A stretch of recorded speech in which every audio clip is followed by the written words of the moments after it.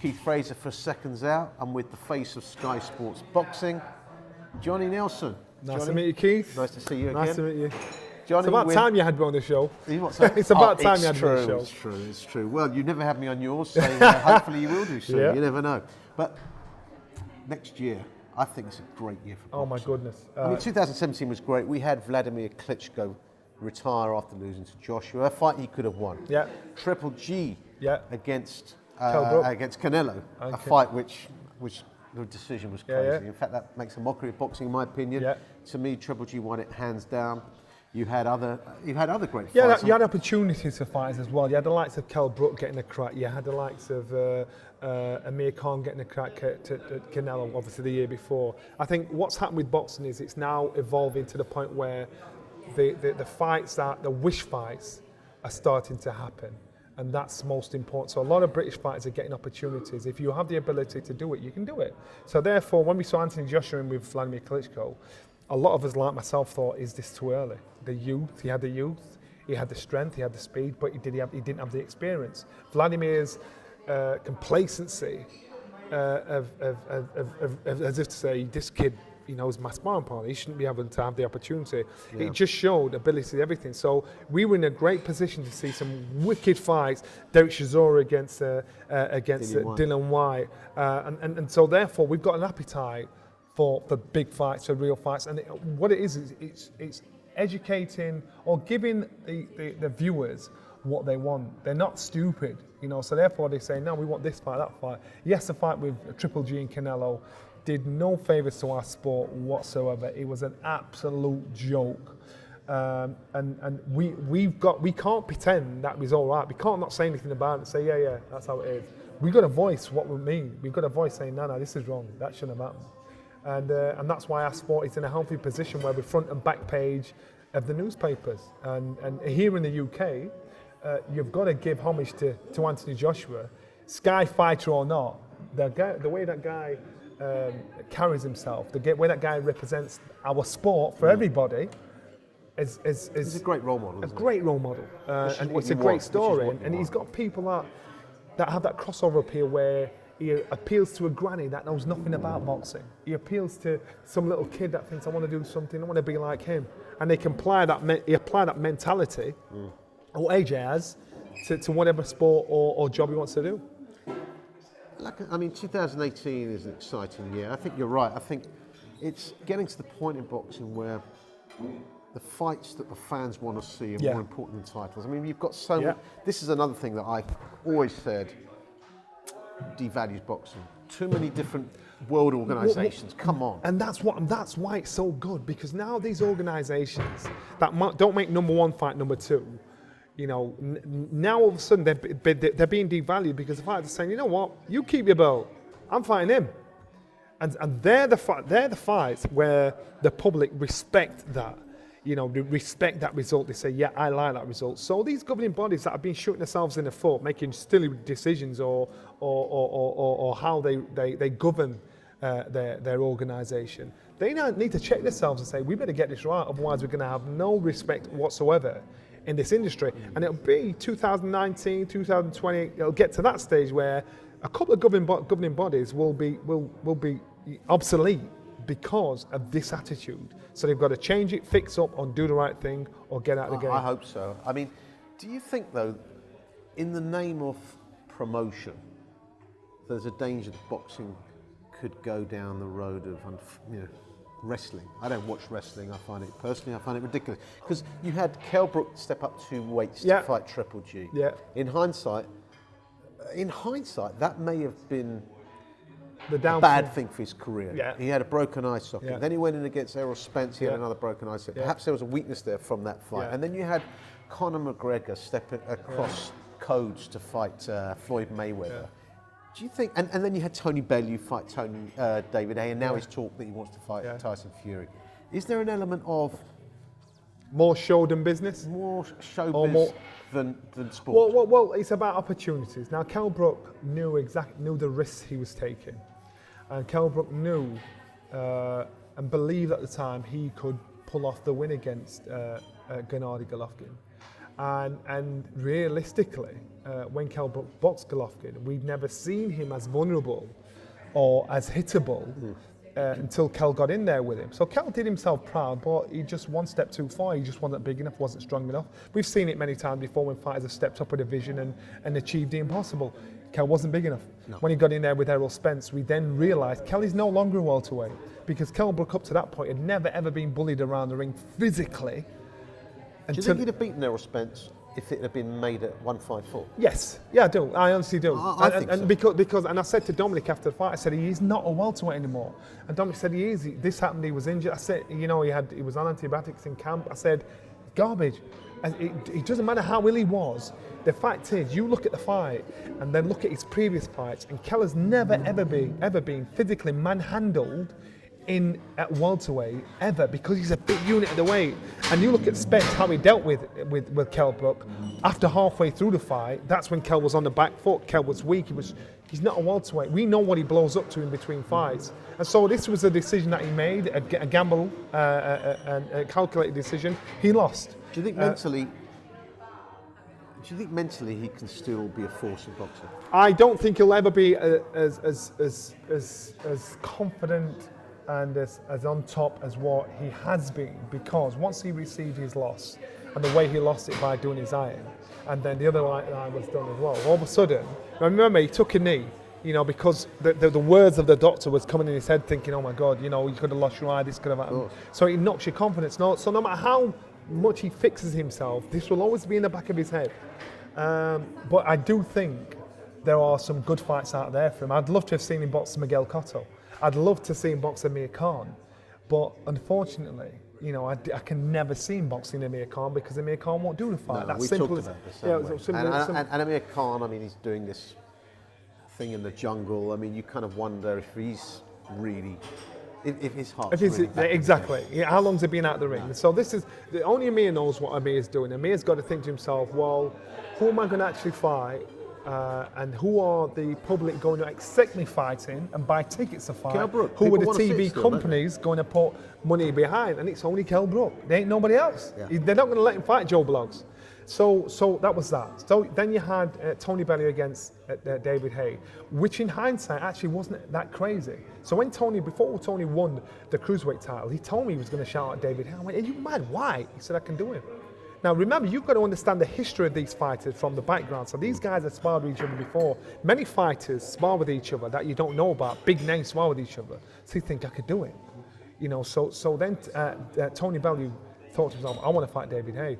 And he knew David Haye. He knew what David Haye was capable of doing. He knew Haye's body would fall to pieces. So no matter how the fight turned out, Tony predicted your body will fall to pieces. I'm with your old trainer. I watched the game. I studied the game. I know. And even though we didn't believe him, and if anybody's honest, if they're really honest, I don't think many people really thought Tony would be able to pull it off. Many people. I thought it would be an easy night for David Haye. Yeah, exactly. And then after the fight, he would say, oh, great job, Tony. I thought it was a brilliant job by Tony Bellew. I didn't think he'd pull it off, but I think it was a brilliant job by Tony Bellew, because he predicted it right. He was like Nostradamus. Now, all of a sudden, that's a big fight. At the time, thinking this is crazy. They think Tony Bellew is talking crazy about fighting Tyson Fury. Why? Tony Bellew used to be a heavyweight in the amateurs. Tony Bellew's used to sparring with big units like David Price and whatever. It's actually not that much of a tall order than what you think. When you're a cruiserweight, you can fight certain heavyweights. You don't give away power. No, if you're giving away power, you don't give away height and reach, or vice versa. You don't give away too much. And Tyson Fury is not the biggest puncher, but he's tall, he's long and awkward. So that's why Tony Bellew is saying, I'll do this. He'll not get in with Deontay Wilder because he's giving away far too much. He'll not get in with Anthony Joshua because he's giving away far too much. He'll get in with Tyson Fury because he thinks Tyson Fury hasn't got that concussive punching power as these two big heavyweights. Cruiserweights can do that. You have the pace, you have the speed, you have the accuracy. And that's why I think that way, brilliant. Conor McGregor against Floyd Mayweather. Now, you had a choice of... It was a mismatch, wasn't it? Complete. But before the fight, Floyd Mayweather's no idiot, so he's watching Conor McGregor, he's watching the crowd. It's a different world, UFC. So all of a sudden, the fans think Conor McGregor's a god. Conor McGregor starts fighting Floyd Mayweather, thinking, are you sure? For real? Nah, it can't be for real. He's shouting out. Then all of a sudden, when they fight each other, this broke box office records for viewing figures. for purse figures. Now remember, Conor McGregor had his first professional boxing match. It is reported that after tax, he earned $97 million for his first professional boxing fight. It is reported, allegedly, that Floyd Mayweather earned $550 million after tax. Right, so why is that? Because it got two factions together, your UFC fans and your boxing fans. Your boxing fans said he hasn't got a chance. The UFC fans looked at Conor McGregor and said, this man's a god, he can never be beaten. It created controversy, it created argument, it created exactly what it needed. And that's why all the people that said, nah, this is rubbish, you still watched it. All the people that sniffed at the fight said it's garbage, they watched it. And this was more business. This was business. You know, Floyd Mayweather thought, this is going to be so easy, it's untrue. You know, and to cement that. It's the easiest money, isn't it? And to cement that, that's the biggest purse for one fight Floyd Mayweather has got out of all his career. And before the fight, you looked in the dressing room, and Floyd Mayweather's letting guests come in and have selfies with him before the fight. Crazy. And it was just, you know, they took advantage of an opportunity. And you've got to give it to Conor McGregor, because that fight would not have been as big if he managed to hype it up. But I want to. 2018, we're almost on the cusp of 2018. I mean, I'd like to share with you some of my boxing hopes, but I want to hear some of your boxing hopes, and what you see happening in 2018. Wow. Well, there's two roles that can go down. You look at Tony Bellew and David Haye. If somehow David Haye beats Tony Bellew, then, believe it or not, one of the biggest fights here in the UK is David Haye against Anthony Joshua. That will fill Wembley, no matter what. And I know people are saying, nah, because they're not thought about it. You're hearing the likes of Tyson Fury and Deontay Wilder. I'd like to see Tyson Fury get in the ring again, and by the looks of it, by looking at his social media, it looks like he's on the way to getting himself sorted out. He's still not sorted out his situation with the Boxing Board of Control. Tyson Fury against Tony Bellew as his comeback fight. You know, that's a good fight again. I think the roller coaster on the way to that fight is brilliant. Of course, you're talking Anthony Joshua against Tyson Fury, Anthony Joshua against Deontay Wilder. You know, these are great fights. Joseph Parker. To tell you the truth, and no disrespect to Joseph Parker, I think he's the softest touch out of all the heavyweights, and I think he's the easiest winner. But he's never been knocked down, as he says himself. Doesn't mean diddly. There's a first time for everything. And you know, you see fighters that think, you know what, Joshua's never been the distance. Yeah, Joshua's never been in the distance. He hits hard and concussively. A lot of fighters are getting brave now because they saw Joshua fight against Takam and thought, he looks pretty raw, pretty amateurish. You know, remember, these opponents are brought in at the last minute, so you think, what have I got to deal with this? You've got to lift yourself from being flat to being high again. I think, I'm trying to say it without disrespecting Joseph Parker, but I kind of am. I think he's the softest touch out of all of them. I'd actually put Tony Bellew in with him, and I think Tony Bellew could outbox him. Tony Bellew wouldn't be stronger than him, but I think Tony Bellew could outbox him. You look at Hughie Fury. Hughie Fury is a cruiserweight, and got in there with him. Yes, he lost. Big cruiserweight. Yeah, but he can. Honestly, he's a cruiserweight. He can make cruiserweight. Yes, he lost to Parker, but you thought, really? Now, when I boxed heavyweights as a cruiserweight, I thought to myself, if I was in their position, I'd make sure I didn't go the distance. When I saw Parker against Hughie, I thought, Tony, you can beat him. And that's the one fight I'd say, go for it. You know, that's just my opinion. So pan it out for me, Johnny. You got 2018. I want to be, we could be sitting here in the Cumberland Hotel in 2018, December.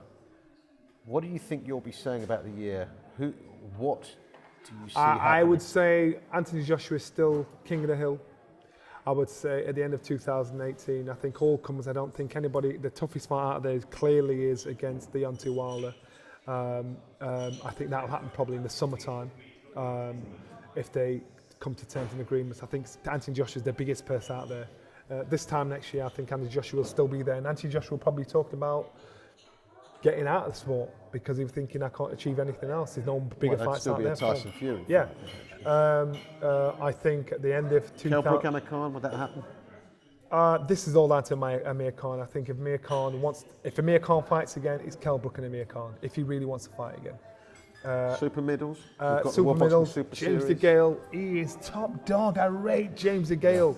I think James DeGale kind of, he looked at the business side of it. He earned a lot of money as champion, signed with Haye and boxed out in the States, got paid amazingly well, but that affected his popularity over here in the UK because the general public have probably seen what's happened to James DeGale. They're not aware of him unless you're mad and in depth into boxing. It's a big year for him. Yeah, massive year. Then you're looking at the Super Series, what's going on at the moment. I think it's a brilliant series. And of course, there's 3 fights that I'm intrigued about.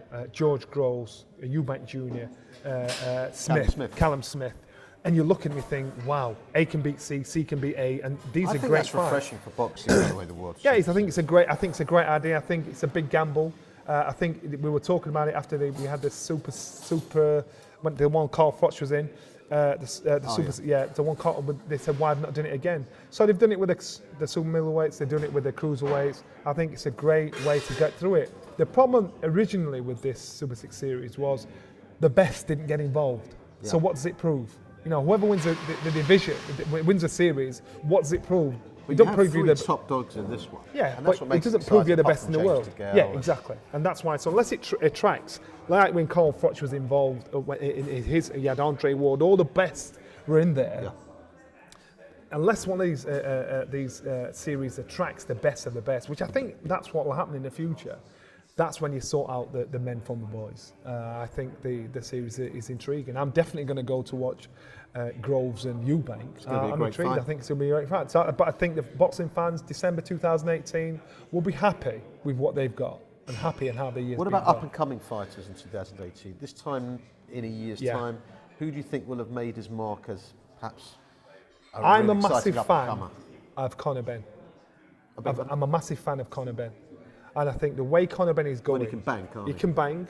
I remember seeing his dad come through. I can remember the scoffs, he's not all that. When he saw his dad, because his dad looked raw, his dad looked hittable, his dad looked vulnerable. And then you look at what his dad achieved. Then you look at Connor Benn, and when you see Connor Benn, you think he's actually just like his dad, but actually more intelligent than his dad. So there's a method behind the madness. And I thought, this kid, and the last 2 fights I've seen him, I thought, great. I was so glad he boxed in America, because now all of a sudden, he's getting better slowly but surely. But it's not just about fighting, it's also about matchmaking as well. They've got to match him right to develop him as an all-round fighter. So when he gets to that top tier, he can deal with a lot of it. I think this time next year, the new pay-per-view stars coming through, will be the likes of Josh Kelly, Joe Cordina, Connor Benn on the cusp of being... your big pay-per-view stars. I want to ask you a question, but I don't know if you want to talk about it on here, and about the increasing regularity of pay-per-view. Yeah. Am I allowed to ask you about that? Yeah, you asked me about it. Okay, we ready? I've just got an opinion like everybody else. Yeah. Johnny, I want to ask you, obviously, this year you've got Box Nation, ITV pay-per-view, YouTube pay-per-view, Sky pay-per-view. Do you think that you're, to a certain degree, you've already mentioned that Anthony Joshua is becoming people's favourites, even if they're not into boxing. Do you think you're bringing, and of course by increasing boxing's popularity and then dragging away boxing from the average person due to the rise in or the increasing regularity of pay-per-view? How do you sit on that? I don't want you to say too much. Listen, my opinion is everybody's got a voice. Now, let me give you an example. You look at football, and people complain about how much the footballers are getting paid. Yeah. They're getting paid so much because they're worth their value, because of what they're doing, because of the position they're putting their club in or whatever, the revenue they're bringing in for their club. And so therefore, people just talk about the kind of dough they're paying these players and where their money's coming from. You look at boxing, and so therefore, when you want the big fights, someone's got to pay these fighters, because if you want to fight, and I'm saying, yeah, we can fight. I'm from America, you're from England, we can fight, but I want X amount of millions. And you say, yeah. So all of a sudden, we've got to find the money, because the general public want to see it. We want it, and it's only going to happen unless I get what I want. So therefore, they've got to find some way of generating that money to pay these fighters. This is what it's all about. So therefore, and it doesn't affect the grassroots as long as we keep putting on the grassroots shows, because they're our next big stars of the future. So the grassroots. But you've got smaller fights, like you had Eubank against Yavni Yildirim, how you pronounce his name. on pay-per-view. I didn't pay for it. Yeah, because I thought, but what I'm saying is, you wouldn't pay $16.99 just to watch Anthony Joshua. You'd want something. You want some meat on the bones. Of course. So somebody's got to be successful or lucky enough to box on the undercard. But it doesn't mean Connor Benn is a pay-per-view fighter. It means he's got a chance to box on the pay-per-view card. But you will see him on other shows where it's not a pay-per-view card. So you've got to put meat on the bones where you see these pay-per-view cards. You can't justify asking someone to pay $16.99 to watch Anthony Joshua and not somebody out in 2 rounds. Then you think, nah, that don't feel right. And most of the time, like when Anthony Joshua boxed the last time, I actually thought the best fight on the bill was Katie Taylor. And you thought, and that was a gimme. Yeah. And Katie Taylor's boxing at your call, and that's not pay-per-view. So it just gives the young ones coming through a chance to see what it's like, and aspirations and desires to say, I want to do that. So I think pay-per-view, these fighters have to get paid, and people will criticise, they'll give them a hard time, but who's going to pay them? If we want these fights, someone's got to pay these guys. The other shows are on there, and we've got to build these guys up. These guys are going to fight themselves in a position where I'm willing to pay $16.99 to watch you box X, Y, Z. And so I understand the frustration, but you've got to understand who are going to pay these guys, and that's just how it is. And if you were Anthony Joshua, and you said, well, actually, I know I'm a crowd puller. I want to get paid this much. I want my worth. So do you blame Anthony Joshua? Do you blame the TV company?